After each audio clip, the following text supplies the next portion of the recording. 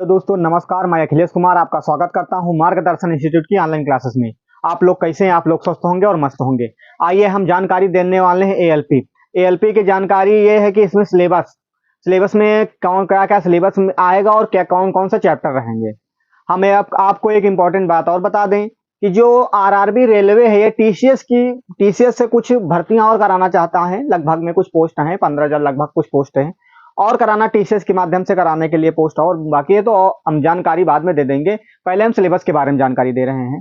तो आइए, केंद्र से वैकेंसी निकली हुई है अब रेलवे में, तो ये यानी कि हमने इसके पहले सारा कुछ बता दिया था कि उसमें क्या होना चाहिए, सब सारा कुछ बता दिया। हम आपको बताने वाले हैं सिलेबस, क्योंकि फॉर्म आप ऑनलाइन करा चुके होंगे। तो आरआरबी एएलपी सिलेबस 2024, ये जो सिलेबस लिखा हुआ, चाहे आरआरबी को, चाहे ग्रुप डी का हो, चाहे एनटीपीसी को, रीजनिंग और मैथ देखो सेम ही रहता है। आरआरबी में हो, एनटीपीसी में हो, ग्रुप डी में हो, कुछ भी में हो, इसमें लोको पायलट, तो यानी कि सिलेबस सेम ही रहता है। तो सिलेबस वाली तो सेम ही रहता है, हम सिलेबस बता दे रहे हैं, तो सिलेबस सेम रहता है।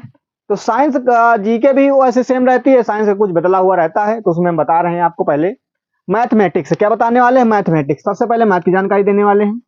मैथ के बारे में जानकारी देने वाले, जो देखो जो लोको पायलट वाला है आरआरबी एएलपी है, इसमें यहाँ एएलपी लिखा हुआ है।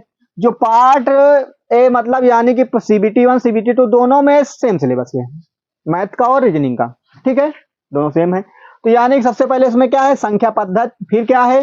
संख्या पद्धति हो गई, फिर क्या है? सरलीकरण हो गया, फिर दशमलव और भिन्न हो गया, फिर एचसीएफ और एलसीएम हो गया।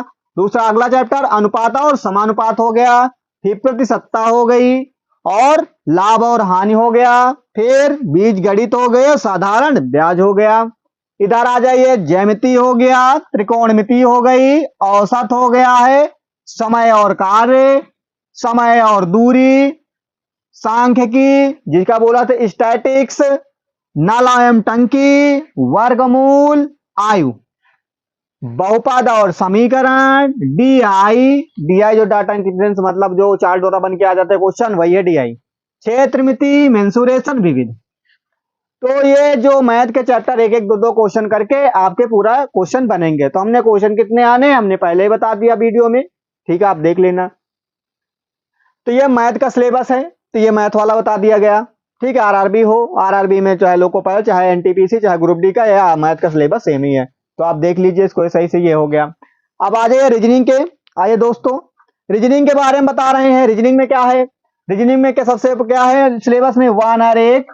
फिर देखो सिलेबस में जो लिखे हैं चैप्टर ये आगे पीछे हैं, नहीं सोचो, पहले 1 और 1 का लिख दिन। 1 और 1 गणितीय संक्रिया, वर्गीकरण, श्रृंखलाओं की संख्या, न्याय वाक्य, फिर क्या है? दिशा एवं दूरी है, रक्त संबंध है, कैलेंडर है, सादृश्यता है, कोडिंग डिकोडिंग है, वर्णमाला है, ठीक है, वर्णमाला आता है, कथन एवं निष्कर्ष है, बहु पूछे जाते हैं, कथन एवं तर्क मान्यता है, ये भी बहु पूछा जाता है, डेटा पर्याप्त, ये भी पूछा जाता है, घड़ी, ये की भी क्वेश्चन आते हैं, आकृति का मैट्रिक्स, ये भी क्वेश्चन आते हैं, जम्बलिंग, ये भी आते हैं, दर्पण छवि, ये भी आते हैं, कागज का काटना एवं मोड़ना, ये भी एक क्वेश्चन, एक दो क्वेश्चन आ जाते हैं, आकृति की गिनती, ये भी एक क्वेश्चन आता है इसमें से, गैर मैट्रिक्स,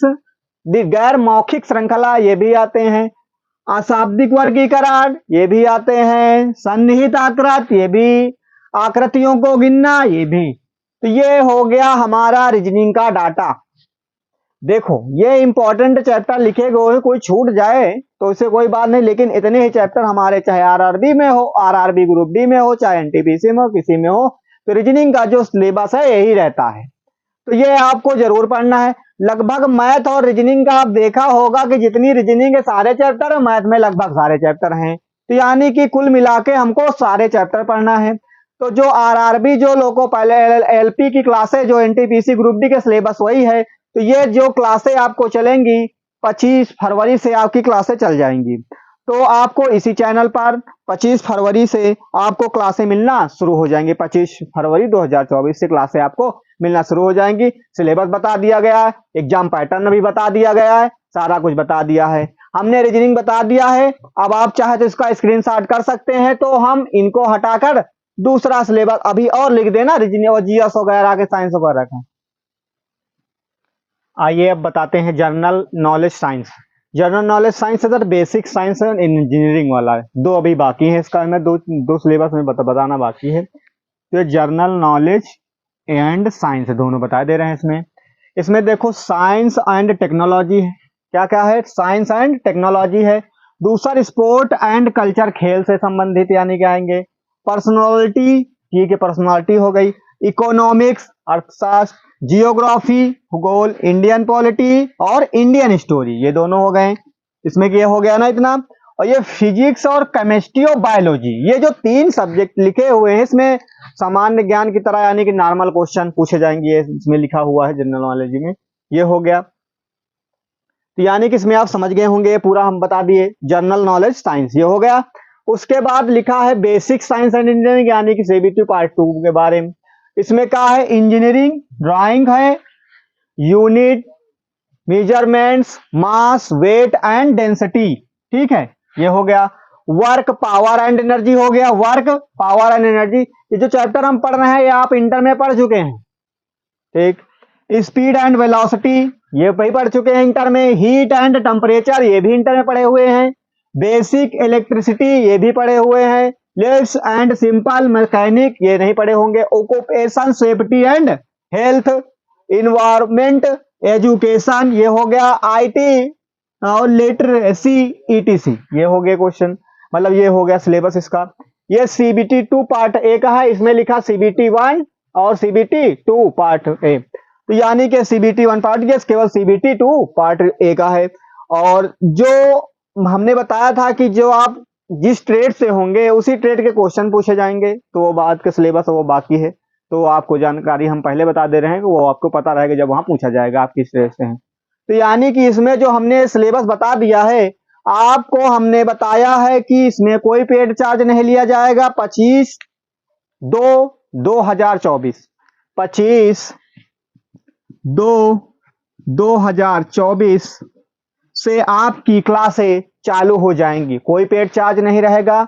उसी वक्त आपको बताया आरआरबी, एनटीपीसी, ग्रुप डी और लोको पायलट, क्योंकि सिलेबस सेम है मैथ और रीजनिंग के, कुछ जो है सिलेबस और ये इंडियन हिस्ट्री वगैरह, तो इसमें का जो है बैच चलाया जाएगा। तो अब चाहे ग्रुप डी एनटीपीसी की वैकेंसी आएंगी तब ये सिलेबस आपका ये जो बैच चलता रहेगा, तो इसी में आपको उसको भी कोई नया बैच नहीं बनाने की जरूरत है, इसमें सिलेबस बता दिया जाएगा। बाकी आज की पढ़ाई 25 तारीख से चालू हो जाएगी। तो यानी कि ये जो हमने सिलेबस आपको बताया है, तो आप चाहे स्क्रीनशॉट कर लिए होंगे या आप देख लिए होंगे, वीडियो देख लेना, क्योंकि सिलेबस एक बार आप सरसरी निगाहों से देख लेंगे तो आपका हो जाएगा। तो हमने आरआरबी से जो बताया, हमने आपको डेट भी बता दिया कब से क्लासें चलेंगी, जो हमारे चैनल पे कब से क्लासें आपको मिलेंगी, फ्री ऑफ कॉस्ट, कोई पेड चार्ज नहीं लिया जाएगा, तो 25 तारीख से।